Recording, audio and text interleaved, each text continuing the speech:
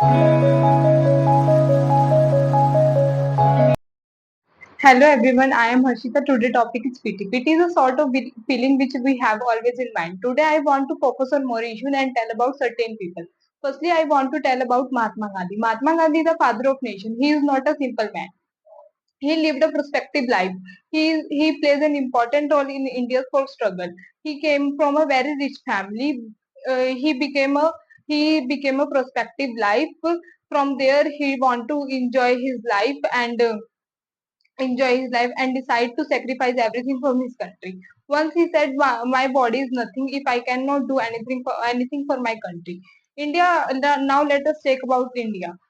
India was a wealthy country. Everything at that time like a gold, but they are planted by English people, which are come from very small company, and that is East India Company. When you have under somebody, you have no right to do anything.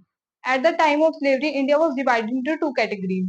One is violent and second is non-violent. That's when Mahatma Gandhi come and took a right path, and people was also welcomed, and the lot to struggle make India free from slavery. Alongside, whenever we see the pictures and posters, we feel pity, and pity will automatically come in our mind.